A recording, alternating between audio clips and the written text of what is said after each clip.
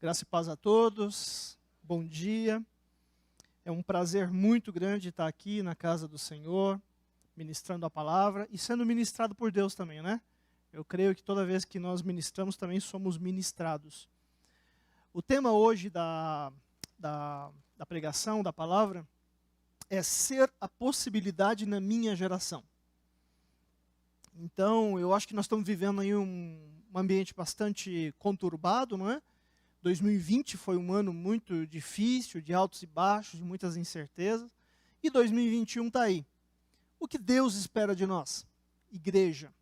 O que Deus espera de você? Que você seja a possibilidade na sua geração. Então, o que é possibilidade, né? Se a gente for lá no dicionário, possibilidade significa a condição do que é possível, do que pode acontecer.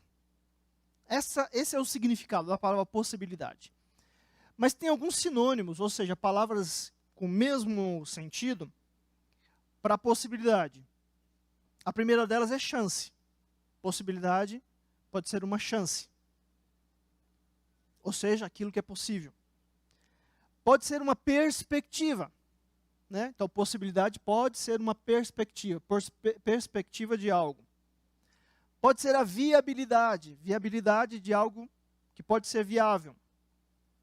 Uma expectativa, ou seja, algo que você espera. Então pode ser uma possibilidade também, aquilo que é possível, que pode acontecer. Pode ser uma alternativa e pode ser uma esperança. Logo, possibilidade é igual a esperança. Então a palavra é o que esperar para 2021. Qual é a esperança para 2021? Que você seja essa esperança. Que eu seja essa esperança. Que nós sejamos essa esperança para esse ano. Nós estamos começando, hoje é dia 10, né? Está no início do ano. O que Deus espera para você? Para esse ano que está se iniciando. Que você seja a esperança. Diga para o irmão que está ao teu lado. E pergunta assim, o que Deus espera de você esse ano? Agora você responde, que você seja a possibilidade, a esperança na sua geração. Glória a Deus por isso. Já poderia parar por aqui, que eu acho que a gente já tem alimento, não é? Que nós possamos ser essa esperança. Eu separei 3 trechos bíblicos para vocês, para contextualizar esse tema. O primeiro deles está em Atos 13, 36. Paulo, capítulo 13, Atos 13. Depois, se vocês puderem ler, Paulo está pregando na sinagoga, ele teve essa oportunidade. Ele conta um pouco ali alguns fatos relevantes da história. Ele fala de Abraão, dos juízes, de Davi. Chega nesse momento, ele fala, porque, na verdade, tendo Davi, no seu tempo, ou seja, na sua geração, servido conforme a vontade de Deus, dormiu, foi posto junto aos seus pais e viu a corrupção. O que está querendo dizer aqui, meus amados? Corrupção aqui é aquilo que se degrada, né? É caráter, então não é a corrupção de roubar, mas é a corrupção de ter feito coisas corruptíveis, coisas que degradam, muitas vezes que podem dizer contra. Né? A gente sabe que Davi teve uma vida que, às vezes, ele passou por situações difíceis. Ele teve momentos que ele foi exortado por Deus. Então, Davi, mesmo ele tendo vivido numa sociedade corrupta, mesmo ele tendo tido uma vida que não foi 100%, ele serviu a Deus na sua geração. Então, nós não temos desculpa para não servir a Deus, de não viver Deus na nossa geração. Nós somos falhos. O único que não viu corrupção foi Jesus. Jesus é aquele, tanto é que Paulo na sequência ele fala, o único que não viu corrupção, que não teve nem nada a falar do seu caráter foi Jesus.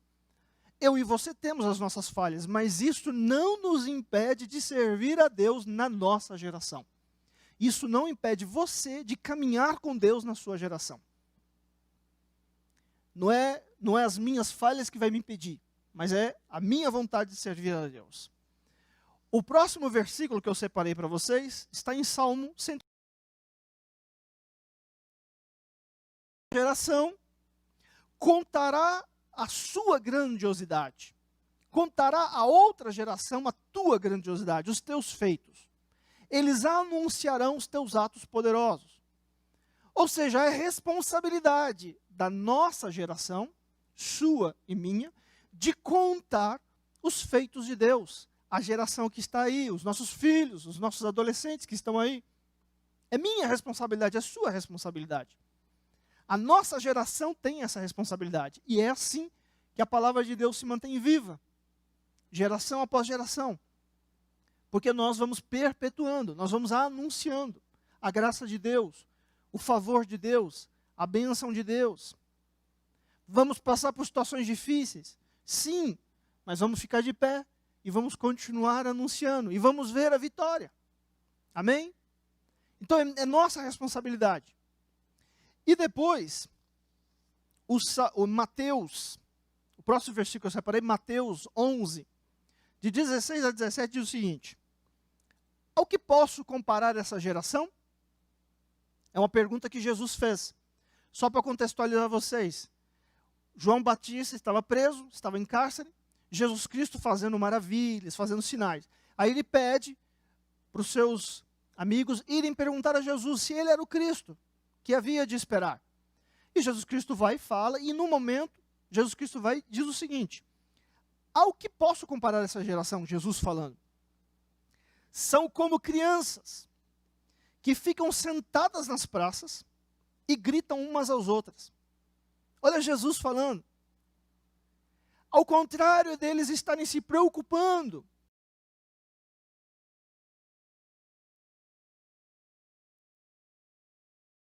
de uma geração a outra, aquilo que Deus faz, eles estavam preocupados em quê? Eram como crianças sentadas na praça, gritando um ao outro. Gritando o quê? Aí ele diz, olha, nós tocamos flauta, mas vocês não dançaram. Cantamos um lamento, mas vocês não se entristeceram. O que eles estavam fazendo ali? Estavam jogando a culpa um no outro. Estavam tentando responsabilizar o outro. Olha, eu fiz a minha parte, mas você não fez. Eu cantei, mas você não me acompanhou. Ou seja, se vitimizando, ao contrário de estar fazendo aquilo que Deus pede para eles fazerem. Então Jesus Cristo olha e fala, que esperar dessa geração? E muitas vezes nós nos comportamos assim, a gente se prende a coisas menores, a assuntos menores. Nos prendemos a conflitos, a disse, não disse.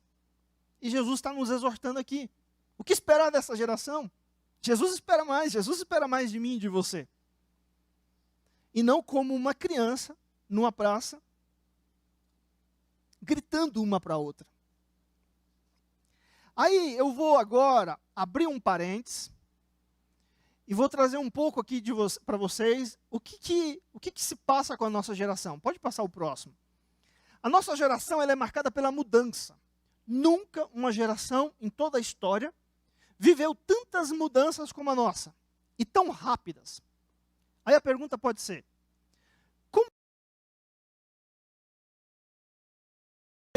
com tantas mudanças? Aquele primeiro quadro ali fala, olha, mundo em mudanças, exercício da fé. Então, muitos podem dizer, olha, não dá, pastor. O mundo está muito torto, o mundo está muito turbulento, não dá. É muita mudança, não dá para conciliar o exercício da fé com o mundo. Eu digo para você que sim. A vontade de Deus é que a gente concilie. É que o mundo em mudanças e o exercício da minha fé caminhem juntos. Então, eu preciso, na minha geração eu preciso exercitar a minha fé, mesmo que o ambiente ao meu redor esteja totalmente conturbado, rápido demais, muita mudança, muita degradação moral, é muita coisa mudando ao mesmo tempo. Então dá. Próximo. A mudança nunca foi tão rápida. Por exemplo, a roda que nós conhecemos hoje, para ela evoluir ao que nós conhecemos hoje, levaram 6.000 anos. Então, 4.000 anos antes de Cristo, ali apareceu a primeira roda, né, e ela levou 6.000 anos para evoluir a roda que nós conhecemos hoje. Então foi uma evolução longa. Depois, a Revolução Industrial, lá em 1784, quando começou a Revolução Industrial, a primeira máquina a vapor, ao que nós conhecemos de indústria hoje, robotizada, automatizada, levou 236 anos de evolução. Eu, recentemente, na minha empresa, eu tive a oportunidade de visitar uma montadora de carros que tinha a indústria 4.0, que se fala muito, né, que é a indústria da automação. E é impressionante, meus amados, o quanto de automação, de robôs existe.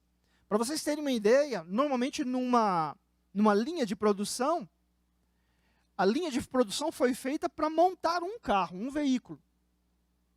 Então, ao redor da linha de produção tem várias peças e as pessoas vão montando e lá no final entra o chassi de um lado, lá no final sai um carro. Na indústria 4.0, nessa mesma linha você pode produzir carros diferentes, porque o computador vai mandando as peças diferentes conforme é o tipo de carro. Tudo robotizado, automatizado. Então levou 236 anos de evolução da primeira indústria, da máquina a vapor, até o que a gente conhece hoje. Depois, uma outra evolução, já mais rápida, o celular. São 30 anos de evolução. O primeiro celular, aquele tijolão, né? Eram para os ricos, não é verdade? Na minha época, por exemplo, linha telefônica era um ativo. Hoje em dia você troca de chip como troca de camisa, de meia. Não é verdade? É como uma extensão do seu corpo o celular agora, né? E às vezes dá até as fobias, né? Os medos, quando a pessoa fica ali encostada num canto, dá os tremeliques ali, porque é como se estivesse perdendo uma mão, uma parte do corpo, né? O celular virou uma extensão do corpo. Você faz tudo com o celular. Você compra, você fala, você interage, você faz tudo. Os meus filhos, por exemplo, eles crescem numa geração totalmente com acesso à tecnologia, jogam online, interagem online, estudam online. A única coisa é que, como toda tecnologia, a gente tem que saber que tem um lado bom e um lado ruim. Ou o lado sombra, né? Que fala, tem um lado luz e um lado sombra. Então, por exemplo, a gente tem algumas regras lá em casa. Hora de almoçar, nada de telefone ligado. Vamos almoçar, vamos olhar um para o outro, vamos conversar. Ninguém levanta na mesa enquanto a gente não terminar. Todo mundo junto, é um ritual. É importante as famílias terem os seus rituais. Jantar é a mesma coisa. Tem os horários. Então tem o horário de começar e de terminar. À noite não pode assistir. Por quê? Porque senão vai... É tanto incentivo que você dá para a criança que começa a ter pesadelo à noite, não dorme direito, tem insônia. Então à noite é hora de desligar, todo mundo ali diz o momento da descompressão, e aí vamos nos preparar para dormir. Então tem as regras. Mas não tem como fugir. É uma realidade. Faz parte da vida. Mas levaram 30 anos para sair do nada ao que nós temos hoje. E os próximos anos, meus amados? Os próximos 10 anos? Por exemplo, eu creio que nos próximos 10 anos a gente vai viver uma grande transformação na medicina. Não vai ser como a gente conhece hoje. Eu creio que daqui a pouco você vai ter um aplicativo que você vai furar seu dedo, pinga uma gota de sangue e ali um algoritmo vai fazer o diagnóstico. A geração, antigamente tinha as dinastias, né? Então tinha aqueles longos reinados, né? Que aquilo era uma geração. Depois você vai para os tempos bíblicos, já fala de pai para filho, né? O próprio povo ali no deserto, caminhando, se fala, por exemplo, de 40 anos. Então as gerações no passado eram, vamos dizer assim, era o curso de uma vida. Agora as gerações mudaram. Por exemplo, o que marca uma geração agora é a mudança tecnológica, a evolução tecnológica, a evolução do mundo que você vive. Então, já reduziu o prazo. Já é de 10 a 15 anos uma geração. Os meus filhos, por exemplo, é a geração alfa. Mas muitos aqui são da geração X. O que é a geração X? É o surgimento da televisão. Que é lá na 1960 a 1980. Essa geração, os comportamentos dessa geração foi influenciado por isso. Depois, a segunda geração, a geração Y, por exemplo, aí já surgiu o computador, a internet. Logo quando eu comecei a trabalhar, ainda existia aqueles disquetes, não sei se vocês lembram, né? Você tinha que guardar os disquetes. Outro dia eu fui procurar no meu computador um leitor de DVD, não achei, fiquei assustado, não tem. Não tem mais leitor de DVD. Então essa geração, a geração Y, lá de 80 a 95. Depois vem a geração Z, que estão iniciando no mercado de trabalho, que é a geração do celular, da portabilidade, da telefonia móvel, da internet móvel. Você acessa agora tudo de qualquer lugar. O comportamento dessa geração é influenciado por essa tecnologia. E agora já falando na geração Z, que é a geração alfa, que é, por exemplo, meu filho de 7 anos, a minha filha de 9 anos, estão nessa geração. Não se sabe ainda um pouco o que esperar dessa geração, porque eles estão crescendo desde pequenininhos, tendo acesso a conteúdo. Nunca uma geração em toda a história teve tanto acesso a conteúdo como essa. 100% conectados, não dá mais para desconectar. Meus amados, está tão rápido, está tão veloz as coisas, que as gerações já se encurtaram. E depois, pode passar, a gente fala do mundo VUCA, né? Que é um termo em inglês, que significa o mundo volátil, ou seja, hoje é um dia, amanhã é outro, tem muita volatilidade. Um mundo incerto, é muita incerteza, você não sabe ainda muito o que vai acontecer. Você tem ideias, mas você não sabe. Complexo, redes neurais, interconectividade, é muito complexo e ambíguo. É isso ou não é? Por exemplo, vocês acessam muitas redes. Às vezes você recebe uma notícia, você tem que pesquisar, para você saber se é verdade ou não. Porque pode ser uma coisa, pode ser outra. Então é muito ambíguo. Agora já falam do mundo tuna, né? Então muita gente falava do mundo VUCA, agora já fala do mundo tuna. Que no lugar do volátil entra a turbulência, que nem um avião. Está voando, quando você pensa que está uma calmaria, começa a trepidar, e aí o piloto tem que tomar decisões ali, porque é um momento de estresse, muita novidade. Hoje existe, amanhã não existe mais. Empresas que há algum tempo existiam, hoje não existem mais. Quem se lembra aqui da empresa que fazia máquina de escrever? Quem aqui tem curso de datilógrafo? Eu tenho. Eu fiz datilografia. O mundo está uma correria, está muita turbulência, muita mudança e cada vez mais rápido, e você nesse meio. O que nunca mudou? O que nunca muda?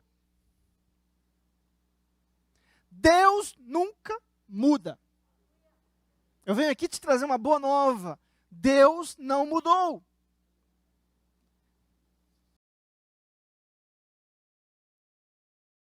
Coríntios 29:10 diz: por isso Davi louvou ao Senhor na presença de toda a congregação, e disse Davi: bendito és tu, Senhor Deus de Israel, nosso Pai, de eternidade em eternidade. Deus não mudou. Ele é o mesmo ontem, é o mesmo hoje, e vai continuar sendo o mesmo. A Bíblia fala também no Salmo 90, para dizer que ele não muda, diz: antes que os montes nascessem, ou que tu formastes a terra e o mundo, mesmo de eternidade em eternidade, tu és Deus.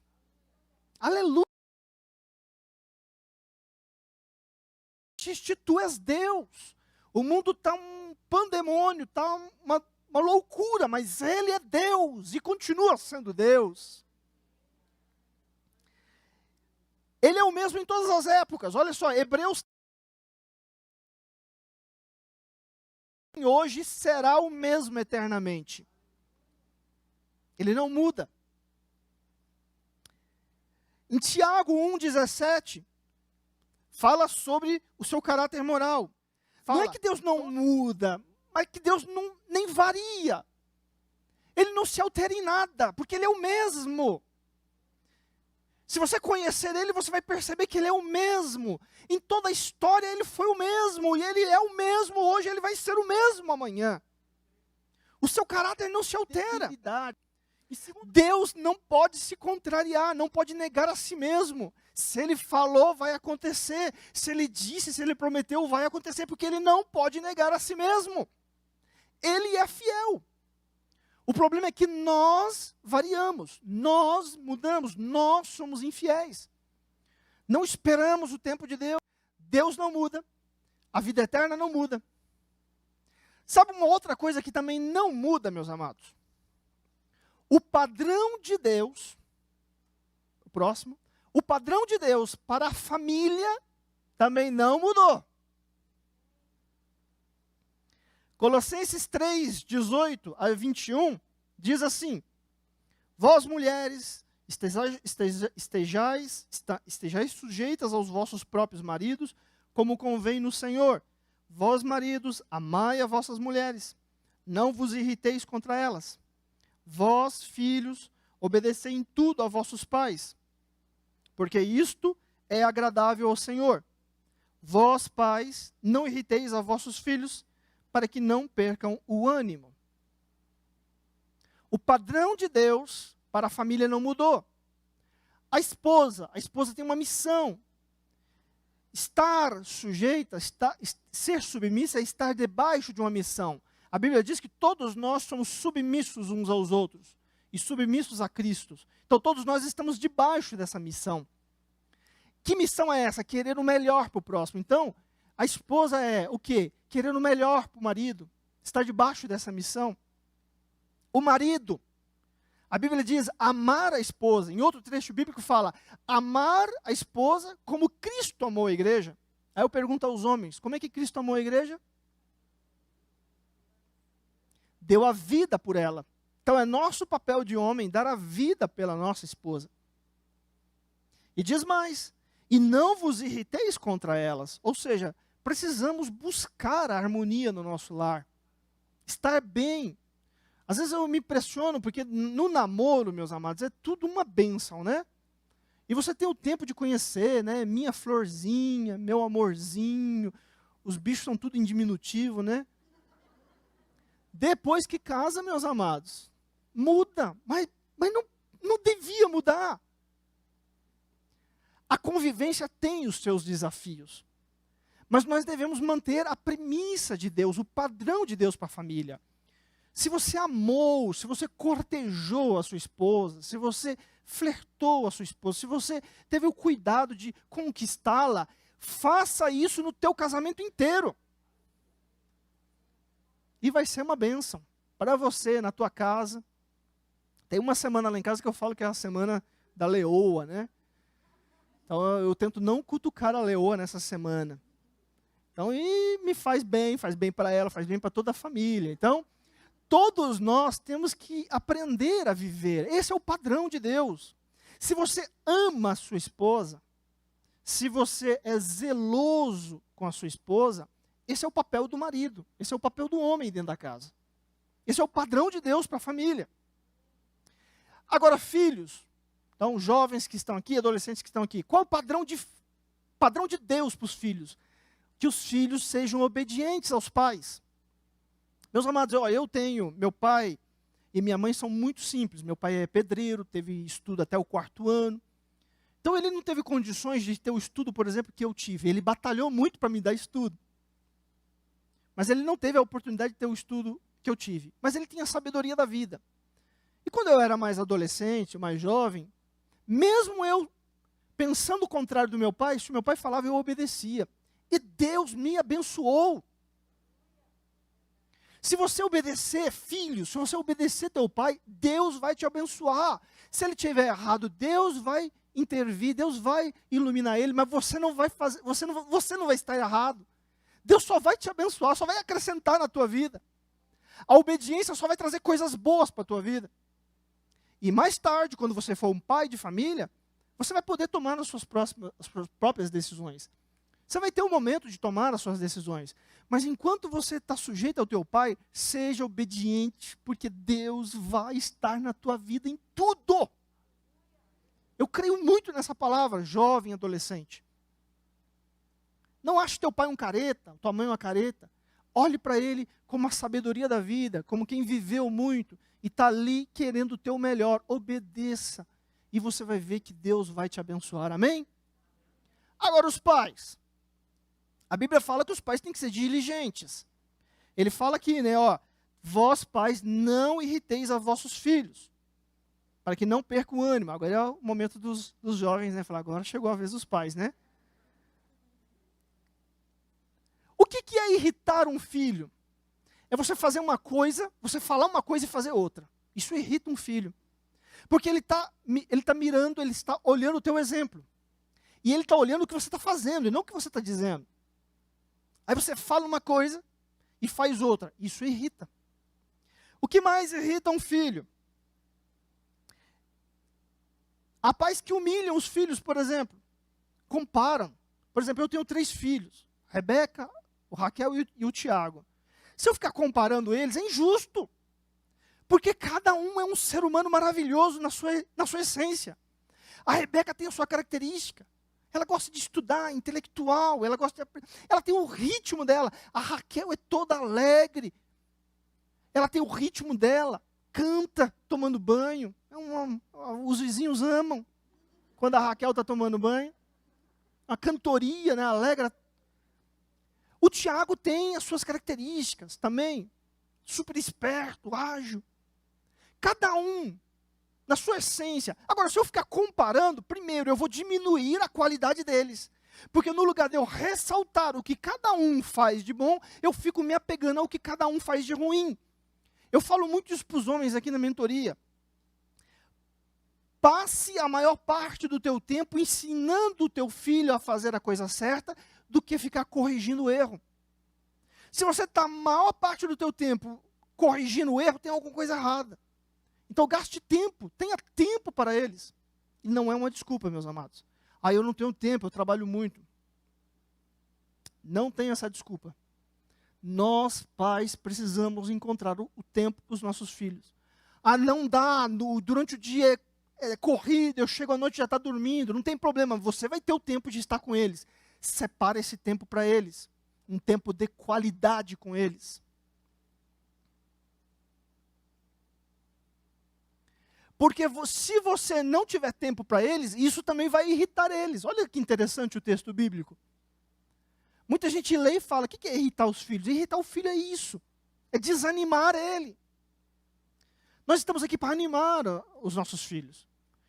A criança, ela vive a sua infância para o pai e para a mãe. Até que quando é pequenininho, vai lá, eu tenho guardado até hoje os desenhos que eles fazem para mim, né? Vai lá, quando pequenininho, ainda faz uma bolinha, faz uns rabiscos lá, olha pai que lindo, olha lindo mesmo. O que é isso, filho? Uma tartaruga, você vai ver, não tem nada. É lindo. Continue assim. Sabe? Avança. Sabe? Reforça a qualidade. Anima eles e não desanima eles. Amém? Tem coisas que não são negociáveis, né? Então tem alguns combinados que você tem que fazer com eles. Tem coisas que não são negociáveis. Mas no desenvolvimento deles, se apega ao positivo. Gaste tempo ensinando. Invista tempo no ensino. E a adolescência e a fase adulta vai ser uma bênção. Quantos adultos, meus amados, em clínicas de psiquiatria, porque quando eram pequenos, não foram animados pelos pais, não foram reconhecidos pelos pais, e carrega isso para a vida. Sabe, muitos de nós, fica gravado, meus amados, lá dentro, numa área que você não sabe que está lá, mas em algum momento vai influenciar as suas decisões. Então que a gente possa criar, esse é o padrão de Deus. E esse padrão de Deus não mudou. A esposa, o esposo, os filhos, os pais, não mudou.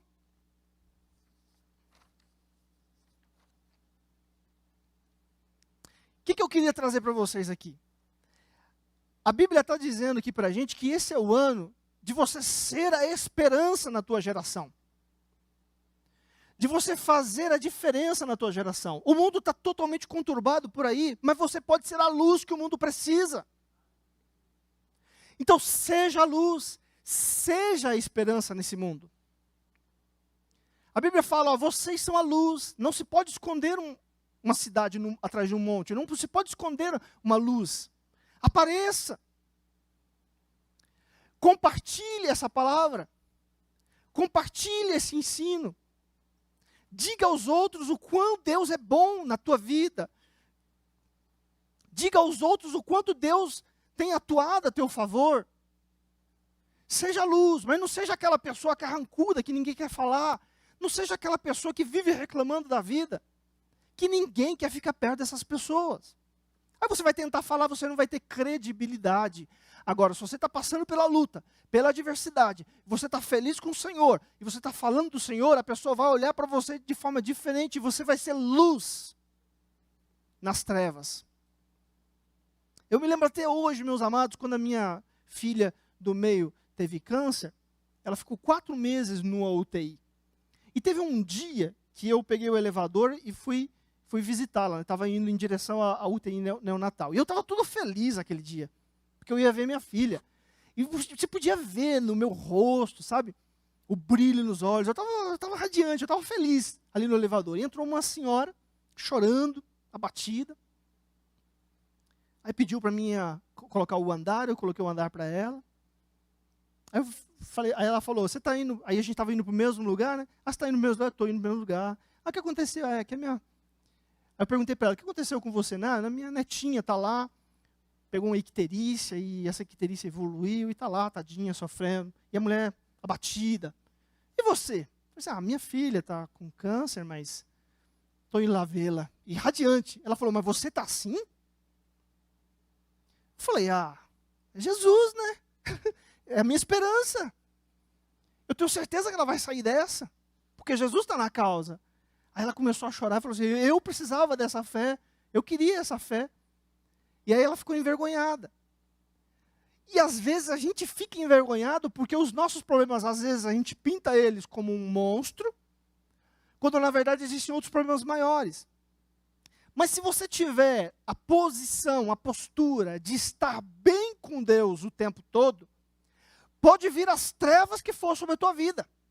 Nada vai te impedir de estar de pé e avançar. E Deus vai entrar na tua causa, Deus vai entrar na tua vida, e Deus vai agir na tua vida, na vida dos teus queridos. Sabe, quem é que concorda comigo que os momentos que a gente mais sofre, os momentos que a gente passa as maiores dificuldades, são os momentos que a gente mais cresce. Mas também pode ser os momentos mais destrutivos. Pode ser os momentos onde surgem os maiores traumas da nossa vida. Por isso que Deus fala, dai graças em tudo, constantemente, sempre.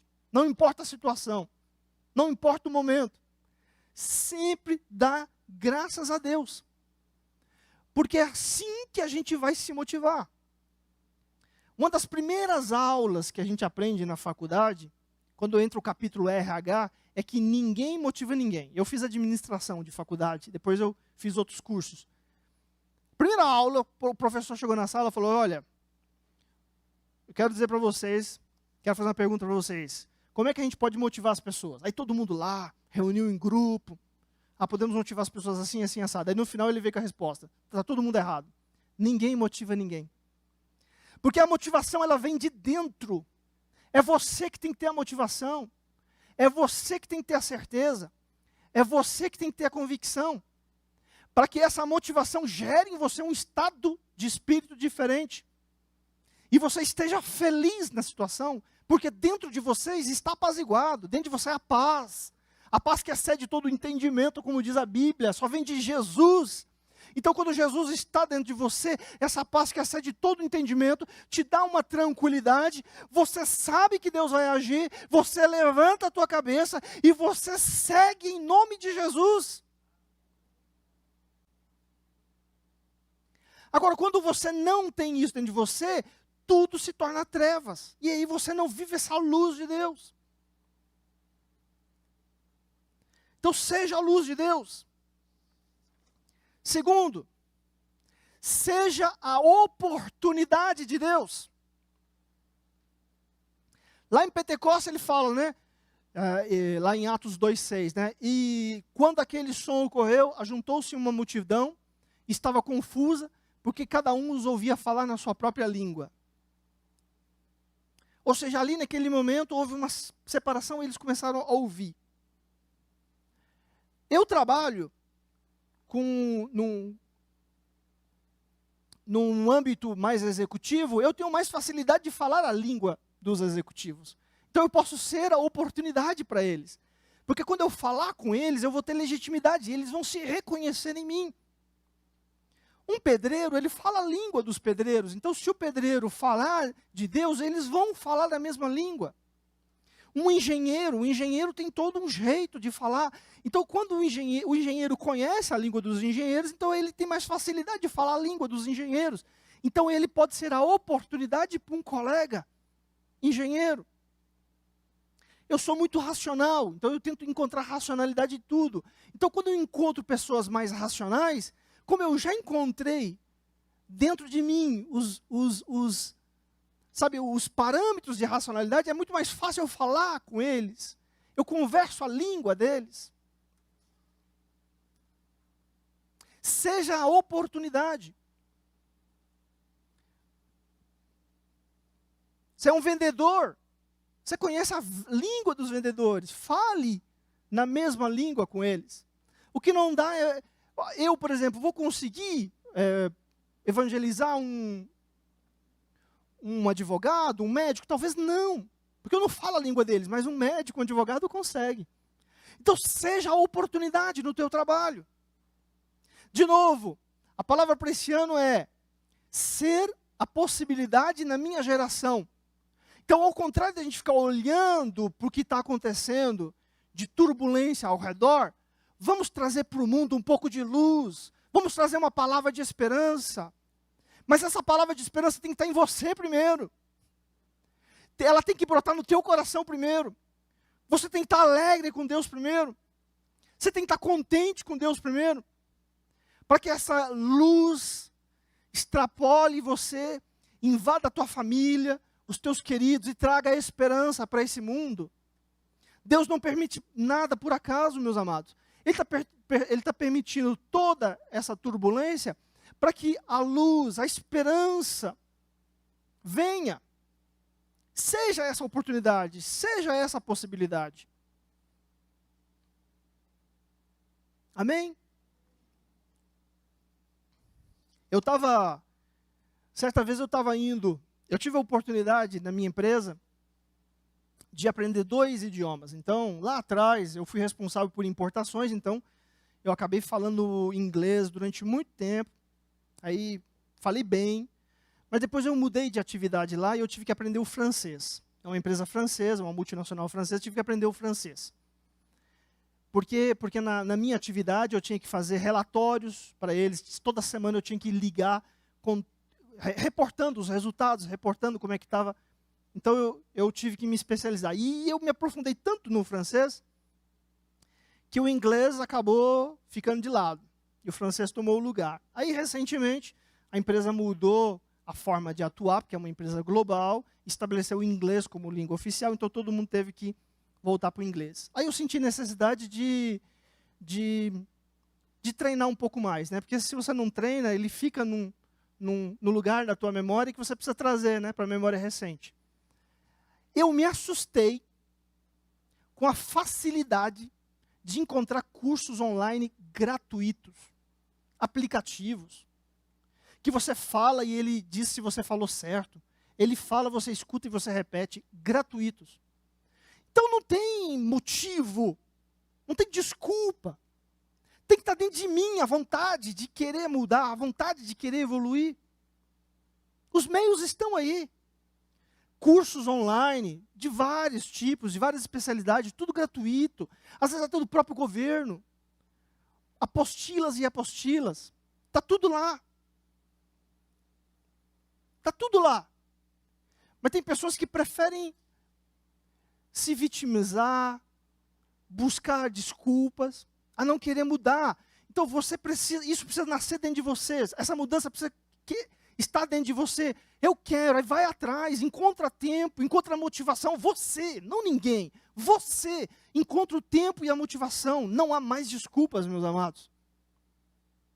Vamos parar de ser aquelas crianças, como Jesus Cristo falou, que ficam gritando nas praças. E vamos ser a esperança, a possibilidade na nossa geração. Vamos fazer diferente. Por exemplo, Deus me deu essa oportunidade. Aí, teve um tempo atrás que eu tive que ir para o norte da França, né? Então, desembarquei no Charles de Gaulle, lá no aeroporto em Paris. Aí tinha que pegar um TGV, um trem até o norte da França, de 1 hora.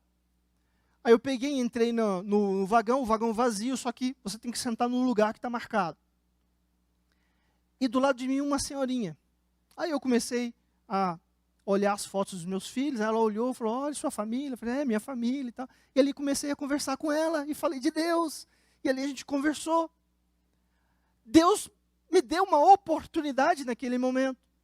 Eu falava a mesma língua que ela. Provavelmente ela teve uma experiência. Há uns 3, 4 anos atrás eu tive que ir para a China, por exemplo. Fiquei lá visitando fábricas, né? A gente estava homologando alguns produtos, então fomos lá com um grupo de compradores, né?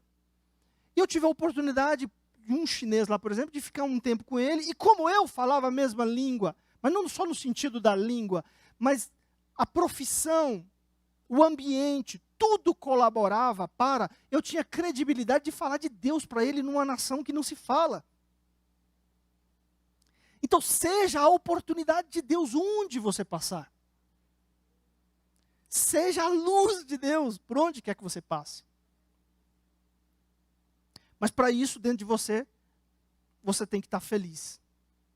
Essa felicidade dentro de você tem que, e como diz a Bíblia, né? Dar graças continuamente. Pode passar. Por fim, seja o exemplo. Seja um exemplo de felicidade, seja um exemplo de ser feliz. Se alguém olhar para você e falar, como é seguir a Cristo? Você vai virar para ele e falar assim, olha para mim, é assim que é servir a Cristo. Uma vez eu fiz essa pergunta para os homens, né? Será que você pode dizer para a tua família, imite a minha fé, né? Então, se as pessoas perguntarem para você, falar assim, como é servir a Cristo? Olhe para mim, servir a Cristo é assim. Então, deixa essa alegria estar dentro de você, de forma que isso conduza a tua vida. E aí não vai ter barreira nenhuma na tua vida que vai te impedir de avançar. As dificuldades vão vir, mas você vai estar de pé. As adversidades vão bater a tua porta, mas você vai estar de pé. Porque dentro de você tem uma palavra poderosa, uma palavra que te move, uma palavra de esperança. Essa palavra de esperança faz você mover em direção àquilo que Deus prometeu, aquilo que Deus falou que ia fazer na tua vida. Não vai ter dificuldade na tua vida que vai te impedir, não vai ter sombra, não vai ter trevas que vão impedir você de ser a luz, de ser a oportunidade para alguém, porque dentro de você tem uma transformação tão grande, que a adversidade, a turbulência vai bater, e você vai estar de pé, e as pessoas vão olhar para você e vão dizer, mas o que está te dando essa força? E você vai falar, é Deus que não muda, é o Deus imutável, é o Criador dos céus e da terra, que está me fortalecendo, que está me levantando, e é Ele que me leva adiante, em nome de Jesus, amém? Essa certeza e essa convicção tem que morar dentro do teu coração, para que você seja a oportunidade, que você seja a esperança na sua geração. Está tudo mudando? Tá. Rápido? Tá. Os desafios aumentaram? Aumentaram. Mas tem um Deus tão forte dentro de mim. Como diz a palavra de Deus, eu sou um vaso frágil, mas dentro de mim tem um tesouro tão grande. A presença de Jesus é tão grande no meu coração, esse tesouro é tão grande, que Ele não me deixa esmorecer. Ele não me deixa reclamar, mas Ele coloca em mim um espírito positivo de olhar para frente e saber que dias melhores virão, que Deus está na minha história e Deus vai cada vez mais me ajudar a escrever a minha história em nome de Jesus. Quantos creem, levanta as suas mãos e digam amém, glórias a Deus. Você que está aí na sua casa, glorifica ao Senhor, porque Deus quer te fortalecer em nome de Jesus. Amém? Quero fazer uma oração por vocês, enquanto o grupo de louvor se prepara para louvar o último louvor. Quero orar para você. Pode ficar de pé em nome de Jesus. Para que essa palavra ela entre no teu coração, ela faça morada e Deus faça uma grande transformação na tua vida. Começando por você. Pastor, qual é a pessoa que Deus quer tocar primeiro? Primeiro em mim. Conhece a história do avião? Quem é que já andou de avião sabe, né? Quando eles ensinam os procedimentos de segurança, eles falam, se tiver uma descompressão na cabine, as máscaras vão cair. Primeiro coloque a máscara em você, depois coloque a máscara na pessoa que está do teu lado. Tem um sentido nisso. Se você não se oxigenar primeiro, o tempo que você for ajudar, você vai desmaiar. Você não vai ter forças para ajudar. É o que Deus está falando no teu coração. Oxigene o teu coração. Coloca essa palavra viva aí dentro de você. Levanta a tua cabeça. Deus tem planos na tua vida. Deus tem planos na tua família. E Ele quer começar por você. Ele quer fortalecer você, para que você seja a luz por onde quer que você passe. Que Deus trate o teu coração. Que Deus trate a tua alma. Talvez tenha pessoas aqui que perderam recentemente pessoas. Eu não posso imaginar a dor que você está passando. A única coisa que eu sei é que eu conheço um Deus que vai te ajudar a superar. Eu conheço um Deus que vai ajudar a tua família a superar. É para desse Deus que eu oro. Seja essa a esperança para você primeiro. Depois seja a luz. Seja a luz por onde quer que você passe. Coloca a mão no teu coração. Senhor, em nome de Jesus, visita meu irmão, minha irmã, onde quer que ele esteja, Senhor. Fortalece a alma dele, Pai. Que esta palavra, Senhor, seja a palavra da verdade na vida dele e que governe todos os dias dele de 2021.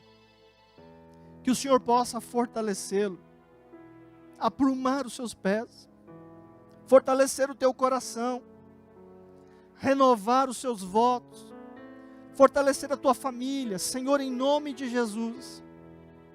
Vá onde ninguém pode ir, que o teu Santo Espírito entre na nossa vida e de dentro para fora coloque uma razão, um motivo, uma palavra que faça a gente levantar a cabeça e dizer: glória a Deus, louvado seja o Senhor, que bom Jesus está na minha vida, que bom, Senhor, muito obrigado, Jesus, muito obrigado por essa palavra, muito obrigado por esse momento, fortalece em nome de Jesus, amém? Amém. Aleluia.